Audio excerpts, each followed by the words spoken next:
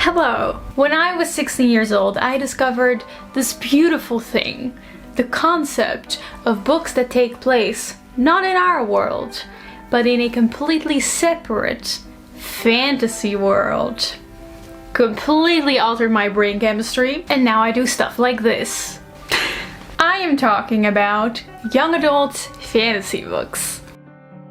Nowadays I mostly read adult fantasy, but young adult fantasy has a special place in my heart because it introduced me to the world of fantasy, and I think the same thing goes for a lot of you. So this video is going to be a nostalgic retrospective on that time around the 2010s where young adult fantasy became super popular, and suddenly every book that came out was about this young girl who found out she had special powers and like saved the kingdom that she probably turned out to be queen of as well. When exactly did the genre pop up, and are there any books that we maybe have forgotten about? Books targeted at young adults have been around for a very long time, but around the 2010s, with the popularity of Twilight especially, there was this big boom again in young adult fiction. For me, in the Netherlands, this is also when the young adult demographic became a thing in the first place. And it is during this time that a lot of young people, including me, discovered the joy of reading through books targeted at young adults. I've lived through this phase, and based on my own experience, I always say that there are kind of three phases in that like boom of young adult popularity within like the speculative fiction side. First, we had paranormal romance that started with the popularity of Twilight in 2005 and peaked in 2009 with books about hot angels, vampires, and werewolves coming to save our sad main girl. Then we have the dystopian phase that started with The Hunger Games in 2008 and peaked in 2011 with books about oddly compartmentalized societies whose government can only be overthrown by a 16-year-old. And I have a whole video looking back on this phase. And then there's the third phase, the fantasy phase, in which magical kingdoms were saved by 16-year-old girls who had just figured out their powers yesterday. And that's what we're gonna talk about today. Woo! It is that fantasy phase that has made me the person that I am today. And unlike the YA dystopian phase and the paranormal phase, it wasn't actually a phase. It wasn't a phase, Mom, because this phase never really ended. Like, YA fantasy was there to stay, and it's still going strong.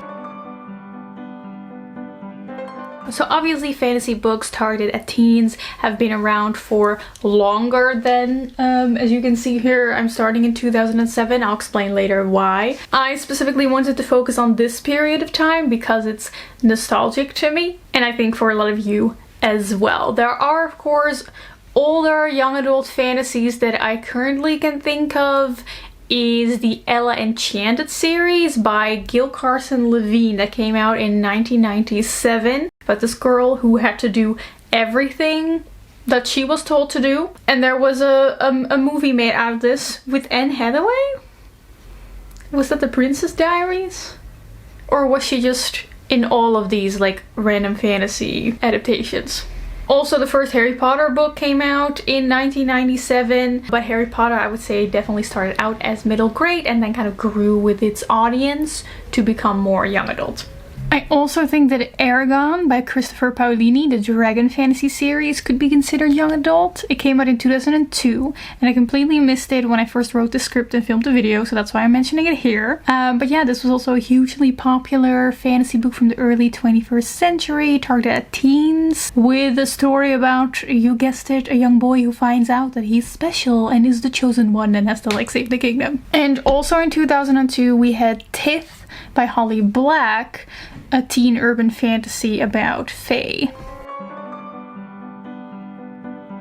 In my humble opinion, the YA fantasy phase started with paranormal romance. But before I explain why, I want to give a quick shout out to today's sponsor, which is G2A. They are an online marketplace for games and digital products. I know them via my boyfriend, who's been using them for years to get sweet deals on otherwise kind of expensive games. For example, they currently have a lot of discounts going on for Sims expansion packs, so you can really live out your fantasy life. So if you want to check that out, link to G2A is in the description. So during the boom of young adult books in like 2008, fantasy elements were already present in these books, mostly in the form of paranormal romance. You know, books about vampires, werewolves, angels. Reading Twilight as a 13-year-old definitely primed me for liking attractive fae now in my 20s. But these fantasy elements were mostly popular in the context of romance. You know, it was always about some hot werewolf or angel or literally anything, to be honest, even aliens, to be a romantic love interest for our very, very normal, plain, nothing special, very obviously normal, very not special, plain, boring main character. And that's kind of what they were known for, like, oh, those stupid romance books. But I remember loving the vampire aspect of Twilight. Please let me know if I'm like not the only one, but I loved that as like a fantasy lore aspect of the books. And I do think that the YA paranormal romance genre kind of paved the way, set the first steps for us to later start enjoying like full-on fantasy books. So I'm just gonna pop a little heart here to kind of signal that paranormal books were really popular still around this time. Why I decided to start a timeline for YA fantasy in 2007 is because I think in 2007 we got our first popular young adult novel with fantasy elements that didn't center stage the romance. City of Bones. City of Bones is low fantasy in the way that it takes place in our world, but there are also vampires and werewolves and demons, and our main character who turns out to be a shadow hunter, someone destined to fight these demons. But she couldn't fight the demons of her past. So this was published in the midst of like the popularity of paranormal romance, but it still fit right in because it's so heavily focused on like vampires and werewolves as well. It just focused a little bit more on the fantasy elements and not as much on the romance. There was romance. Kind of weird, just slightly incestual romance, but I distinctly remember though that City of Bones in 2007 was definitely marketed to really fit into this like paranormal romance phase, because I know that my edition has like a blurb, a quote from Stephanie Meyer on it recommending the book. Also, if you compare like the covers, this first cover just has like straight up a shirtless dude on it, whereas the more modern covers have like a tortured boy with a sword, highlighting the more fantasy aspect of it. Hello, Editing Leonie popping in here to say that this might not be completely true. I read some publishers' weekly articles from 2006 about the acquisition of City of Bones. There are no signs of marketing this book towards an audience of paranormal romance fans. Instead, the book is described as a gritty urban fantasy trilogy and for fans of the smart chic horror typified by Buffy the Vampire Slayer. My own Dutch copy of City of Bones does have like a blurb quote from Stephanie Meyer on it, implying that they are targeting the Twilight fan audience. So yeah, I don't know, let me know what you think of this. Also, fun fact, that first quote is from a 2006 Publishers Weekly article about the possibility of the fantasy genre being oversaturated. It says, "A reader can't enter the children's department of a bookstore these days without tripping on a wand or falling into a portal. Has the saturation point been reached?" And the conclusion of the author Sue Corbett is no. And she was very right. They had no idea what hits were still gonna come for them. The City of Bones, like Shadowhunter series by Cassandra Clare, is one of the biggest fantasy series, if not the biggest, low fantasy series within the young adult demographic. So that's why I'm saying that the popularity of YA fantasy started here. Now, before we move on to the next year, I need to share with you my foolproof, absolutely no flaws, nothing wrong with method that I use to measure the popularity of YA fantasy books for each year. What I did is I just looked at first books in young adult fantasy series that have more than 50,000 ratings on Goodreads, and I made a graph. Get ready for YA Fantasy 101. I am your professor today. So here we can see the popularity of YA fantasy over time per year. Popularity is a very nebulous term, so the only way that I knew how to measure it was to use ratings on Goodreads. And I only included first books in series, not sequels, because I felt like sequels would kind of mess up the measurements, since sequels always get a lot of ratings. And then I also decided to make a difference between high fantasy and low fantasy. Low fantasy meaning that it takes place in our world. High fantasy means completely separate, different world from ours. So as you can see on this graph, there were huge peaks in 2007, but especially 2012 and 2015 were huge years for YA fantasy popularity. And you may think like, oh, 2012 and 2015 are so high, that must mean that those years there were just more YA fantasy books published, and that's why the number of ratings that year are so high. No, no, no. Because I also made a graph looking at how many books were published each year with more than 50k ratings, and the number of books published every year that gained more than 50,000 ratings on Goodreads remains pretty similar. And still in 2012 and 2015 the overall popularity hugely peaked. So we'll get to see what books caused those peaks later. The first low peak in this graph is 2007, and it is solely caused by City of Bones. Obviously this book is also quite old, so it has had the most time out of all the books that we're going to talk about today to gain Goodreads ratings. Because people pick up this series still to this day. It's not just in 2007. So in 2008 we were still neck deep in paranormal romance time, but there was one full-on fantasy book that was published. The first high fantasy book during this entire time period, and that is Graceling by Kirsten Kashore.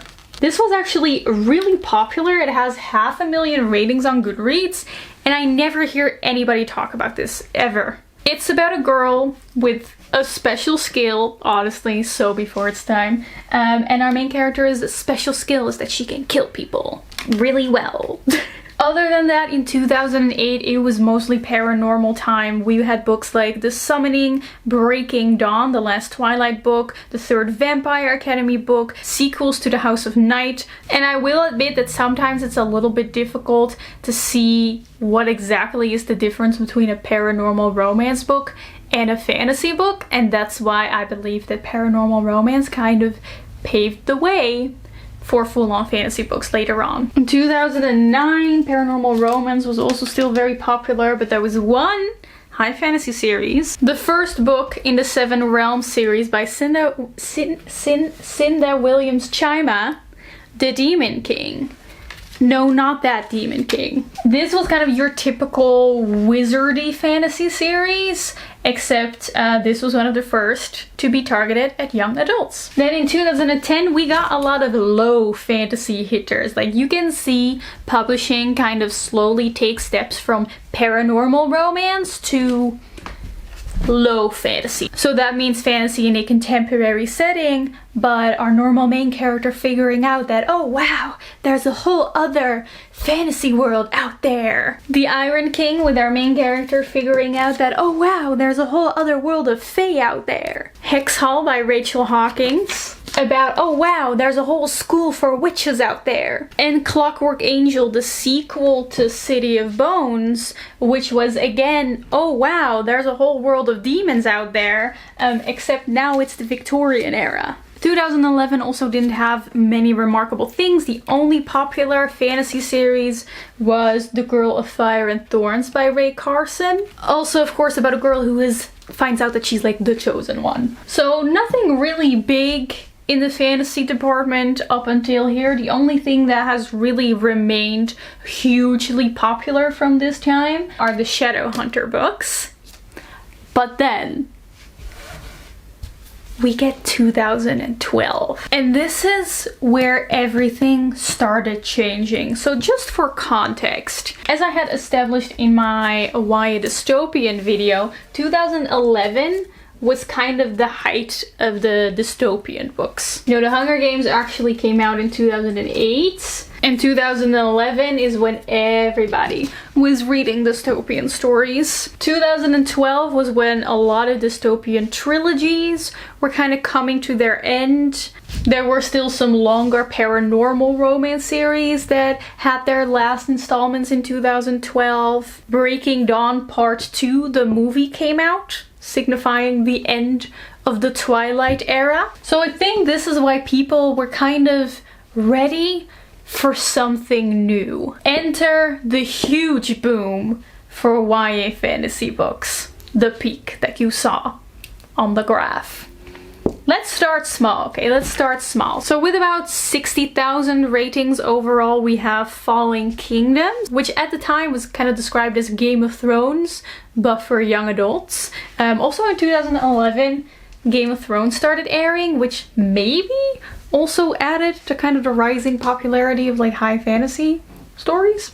Then we have a book that has like 100,000 ratings, was really popular at the time, that I never hear anyone talking about ever again. And that is Grave Mercy by Roman Lefevre. I only discovered it through researching this video. This was very popular about the time, and it's about a girl who becomes a handmaiden of death itself and serves as his assassin? I haven't read it, but it sounds so cool, and I feel like Book Talk would have a field trip with a premise like that. But this one just like, for some reason, this one ended up being completely forgotten about, unlike all the other books that I'm now going to mention. So, in 2012, we had two extremely big low fantasy hitters. First we have Cinder, which kind of technically is also sci-fi and also technically also dystopian, but then there's also fantasy elements. I'm going to include it anyway here because this was kind of the beginning of the fairy tale retelling hype, because the entire Cinder series, all 4 books, are a retelling of a fairy tale, with Cinder being a retelling obviously of Cinderella, but make it sci-fi fantasy. And this series started a huge trend within YA fantasy of fairy tale retellings, often retellings in which a female main character is given a little bit more agency. Also, a year prior to this year, Once Upon a Time, the TV show, came out, which also included a lot of fairy tale retelling, so I wonder if that also kind of added to this trend, this popularity of fairy tale retellings. And the other low fantasy hitter in 2012 was The Raven Boys by Maggie Stiefvater. I haven't read this, but from what I've heard, this one is a lot more like atmospheric and low-key than all the other books that we've mentioned so far. But the two biggest hitters of 2012 were two fully fantasy books. You may have guessed their titles already by now. The first one is Throne of Glass by Sarah J. Maas, a classic Renaissance fantasy book with an assassin as a main character, and also the series is still extremely popular to this day, and that is why the ratings of this book are so high. And the other one is Shadow and Bone by Leigh Bardugo, a fantasy country inspired by Russia. And Leigh Bardugo is also still super popular to this day, and of course this book has regained popularity now with the Netflix adaptation. So what is it about these two books that just popped off in a way that is completely incomparable to any of the other fantasy books that we've had so far. I've been trying to find an answer to you and I can't. Like, I genuinely don't know what it is about these books. I know that for me it also started, for me it was Shadow and Bone, and the reason I love that book so much and I keep talking about it so much is not necessarily that I think that it's that good or better than any of these other books. It was just the first book that I read that was completely high fantasy and therefore holds like a very special place in my heart. And maybe the same goes for a lot of people when it comes to Throne of Glass and Shadow and Bone, and that's why they are still so widely recommended and popular to this day. If you have any other theories on what it is about these two books that just popped off, let me know. Also, if anyone's read Grave Mercy, please let me know in the comments why you think that although all these other four are still very popular, this one it has been completely forgotten about. Okay, then we have 2013 and 2015. Obviously the sequels to these books are all getting popularity, but also a lot of like dystopian series are having their final releases. In 2013, the only new popular book that we have is Splintered by A.G. Howard, which was a Alice in Wonderland retelling. In 2014, we get to see a lot more high fantasy, as we can see on the graph of absolute numbers of YA fantasy books published, but none of them reach like huge success. There is the Mirror Visitor series, the first book being A Winter's Promise, which has been translated from French. The Young Elites by Marie Lu was pretty popular, specifically known for its kind of evil, villainous main character, and I guess like the first like really morally gray main character that we have in YA fantasy. Don't say Selena Sardothian, she doesn't kill anyone in that first book. The Kiss of Deception, this is one of those fantasy books that really blew up because of its plot twist. And then some other books from 2014 were Cruel Beauty, which is a Beauty and the Beast retelling, Snow Like Ashes, and The Queen of the Tearling. Okay, then in 2015, everything changes. I know I already said this about 2012, but 2015 is where it really happens. You know why. I think you already know why.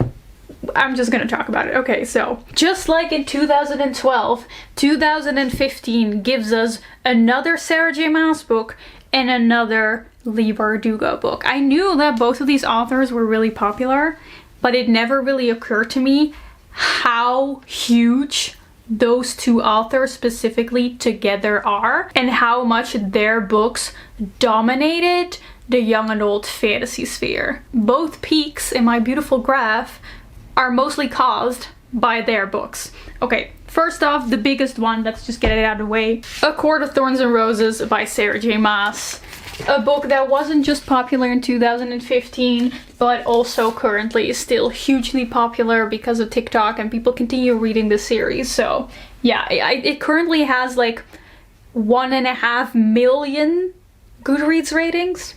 Oh, and it's also a Beauty and the Beast retelling, so it fits into the slight trend that we had of retellings. Then we had Six of Crows by Leigh Bardugo, the sequel to the Shadow and Bone trilogy. Also, as opposed to like almost every other book on this board, a duology instead of a trilogy. Groundbreaking. These two books actually weren't the top books of 2015. Ektar definitely was the top book. I thought Six of Crows was like the second top book of the year, but no, it wasn't. There was a newcomer, a new series, a new author that actually published a book that is more popular to this day than Six of Crows, and that is Red Queen by Victoria Aveyard. Six of Crows has 800,000 ratings, but Red Queen has 900,000. This book was the epitome of young adult fantasy. This book had the hallmarks of every young adult fantasy book ever. Like, all the tropes and cliches were in this. Let me give you a quick overview of the hallmarks of a popular YA fantasy. 1. There's a plain girl who finds out that she has magical powers or that she was secretly royalty. 2. Our main girl has to be part of some kind of like fabricated fantasy oppressed group. Like she has to be the underdog. When she finds out that she's special, she has to do the whole spiel of like, oh no, not me. I'm just a normal girl. I can't be special, not me. Because of her newfound powers or royal blood, she is treated luxuriously, probably taken to some kind of castle. And then at the end there has to be this like big plot twist surrounding a betrayal of sorts. Bonus points if the person that is betraying the main character has also been the love interest in the book. And Red Queen ticks all of those boxes. Original. Fun fact, Victoria Aveyard has actually responded to the allegations that Red Queen is just every YA fantasy cliche in one. And I've been sitting on this little nugget of information ever since I first came across it in 2015. So I'm just glad that I now have an opportunity to share it, because Victoria Aveyard's response to this criticism is absolutely legendary. So this is from her Tumblr account. Anonymous asked, why did you just combine all the YA cliches in Red Queen? And Victoria Aveyard's response is, wanted a quick buck. I didn't feel like spending years working, waiting with my entire career on the line for a single project in one of the riskiest businesses there is. Oh, hang on, still did that. And if you think what I wrote is just combining all the YA cliches, that's absolutely your right, and my book failed you in that respect. I hoped to play with the cliches, bend them, break them where I could, but obviously didn't do my job well enough. Hope to do better next time.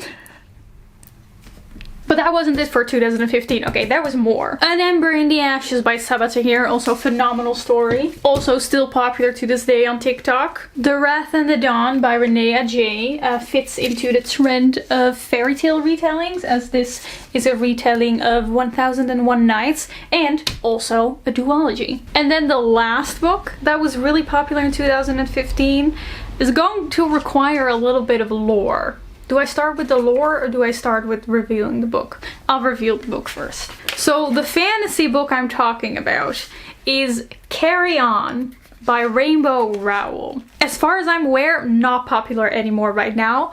When it came out, it was huge, and I'll explain why. So Rainbow Rowell's not known for writing fantasy. In fact, she is a romance writer. And a few years back, a very, very popular young adult / new adult romance book that she wrote was Fangirl, which was huge on the internet. And the thing about Fangirl, okay, this is going to get very meta. Fangirl was about a girl who was a fan. Obviously, she was a big fangirl of this fantasy series about a young boy going to a wizard school, and there was like another mean young boy that he had like a rivalry with. It was basically Harry Potter. It was basically a made-up version of Harry Potter so that it could like not infringe on any copyright laws, I think. So Fangirl was about this woman who was like a big fan of this fake Harry Potter called Carry On. And the book would be full of little snippets of fan fiction that our main character wrote about Carry On, which was actually just Harry Potter, but a fictionalized version of Harry Potter. And a few years later, Rainbow Rowell comes out with a book that is supposed to be what Fangirl was writing fan fiction about. Oh my god. Basically, okay, how do I explain this? I can't explain this. How do I explain this? Basically, Rainbow Rowell just decided to write the book that the main character of Fangirl was writing fan fiction about. Meaning that Carry On in Fangirl was a real book, but in reality, Carry On is just Harry Potter fan fiction. Because it's just Harry Potter, but fake. Oh, how do I explain this? So Rainbow Rowell came up with like a fictionalized Harry Potter in the Fangirl universe that girl was writing fanfiction about, and then she decided, Rainbow Rowell, to actually write that fictionalized Harry Potter book, and that is what Carry On is. Basically making Carry On Harry Potter fanfiction shipping Harry and Draco. That's basically what Carry On is. Okay, this makes absolutely no sense. I totally understand because it was super odd, and I understand this isn't popular anymore because this was only fun to people who had also read Fangirl and therefore recognized this from Fangirl. Oh my god, this makes no sense. It's very meta. Okay, I'm just gonna move on. I personally loved Six of Crows and Ember in the Ashes, Red Queen, and The Wrath on the Dawn because to me at the time they were just like peak fun YA fantasy. And I also feel like this is the time where YA fantasy started becoming like slightly more mature, because like so far young adult fantasy has always been about these like main characters who thought that they really weren't special and were just like very plain, with I guess the exception of the young elites. But here this was kind of slowly changing. I specifically remember Six of Crows at the time being seen as like extremely morally gray. If you read it now it seems like pretty tame, but I remember at the time it was like a huge deal that we had a main character rip out someone's eyeball. And also A Court of Thorns and Roses was pretty mature with very graphic violence. I still have this like image seared into my brain of like a bone popping out of our main character's leg. And also for a young adult book this was pretty spicy. Also from this moment on, and I have to thank this era for this, books were finally allowed to just be duologies, because everything was made into a trilogy even when it really didn't need to. But from this point on, publishers finally realized that sometimes it's okay to just make a duology and it will still sell and it will be better. And I feel like this is kind of where we enter like the golden years of YA fantasy, where lots of YA fantasy is being published, just nothing reaches huge success the way these books did. The most successful one in 2016 is another Shadowhunter book, The Dark Artifices. I forgot to print a picture of this. Then we have Heartless from the same author of Cinder, and it's a retelling of like the Red Queen from Alice in Wonderland. Three Dark Crowns also got pretty popular on TikTok a few years later. This Savage Song from V. Schwab. V. Schwab was already an established popular author by this time, but this was her first popular young adult book. And some other popular books from 2016 include Rebel of the Sands, Truth Witch, and I Darken. But I feel like none of these books are like super popular anymore, except for maybe Heartless and Three Dark Crowns on TikTok. Then in 2017 our biggest hitter was Caraval by Stephanie Garber, which was a more dreamy fantasy novel as compared to what so far has mostly been like high epic fantasy kind of fantasy. Then we have Daughter of the Pirate King by Trisha Levenseller, and correct me if I'm wrong, but I remember this not necessarily be super popular in 2017. I feel like this mostly gained popular later due to TikTok, but I can't check that because I can't really see when it got all the Goodreads ratings that it now has. And the last popular one from 2017 was Strange the Dreamer by Laini Taylor. So these have kind of been sleeper years. The only really big hitter, the big new thing that we had came in 2018. Can you guess it? It is of course The Cruel Prince by Holly Black. The Fae YA fantasy. I think after the success of A Court of Thorns and Roses and all of its sequels, people were ready for more Fae books. And even more YA fantasy Fae focused books came out like after this, beyond the scope of today's timeline. Another notable one was Children of Blood and Bone by Tomi Adeyemi. This was another like classic YA fantasy that hit all like the standard YA fantasy tropes, but what set this apart is that for the first time we had a classic YA fantasy story fully inspired by non-white culture, also written by an author of color, and the fantasy story was inspired by the author's Yoruba background. Another popular book this year was the Siren Enemies to Lovers book To Kill a Kingdom by Alexandra Christo, which I love because this was a standalone. I love fantasy standalones and I need more of it, and I just love to see that we were slowly going from only trilogies to sometimes a duology to even hyping up a standalone. and I need more of this. Dance of Thieves was also popular, the same author as The Kiss of Deception, and other notable popular YA fantasy books from 2018 were The Hazelwood and Ash Princess. Then in 2019, I'm gonna go through them very quickly. The most popular new book this year was Serpent and Dove, mostly because of the romance. This is another romance-focused book about a witch and a witch hunter, enemies to lovers.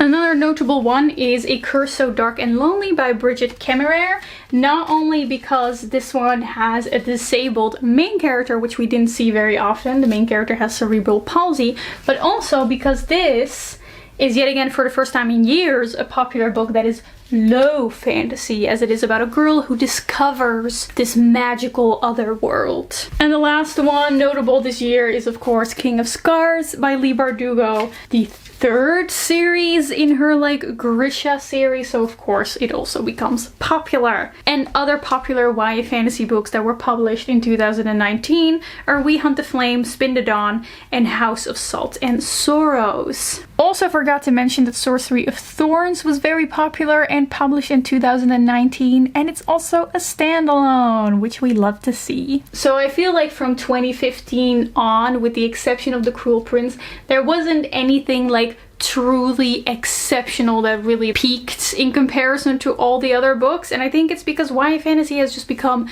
a staple genre. There aren't really any big trends anymore. It's fantasy. There's so much you can do with it. I decided to stop the timeline here because in 2020 we get the pandemic, and then also the popularity of TikTok just really started changing everything up. I think overall, if we look at all this, we can just see the fantasy genre in the YA demographic become broader and broader. It starts out kind of singular, always being about a girl who finds out that she is special, blah blah blah. I still love that trope, by the way. And over time we just get more and more different things, more romance, less romance, multiple point of view, singular point of view, big fantasy worlds, small fantasy settings.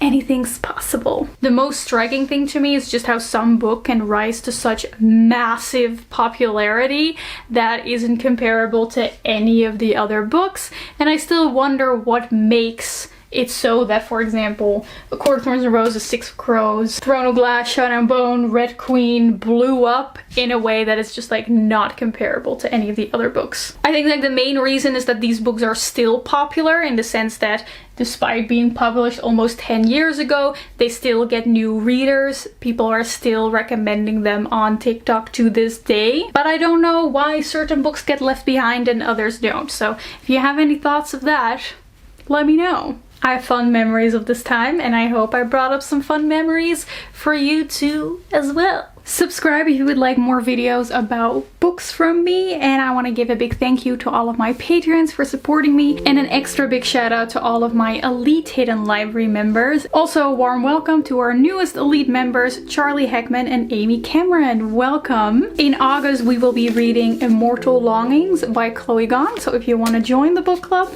hit up the Patreon in the description. I hope you have a wonderful rest of your day, and I will see you soon in another video very soon. Goodbye!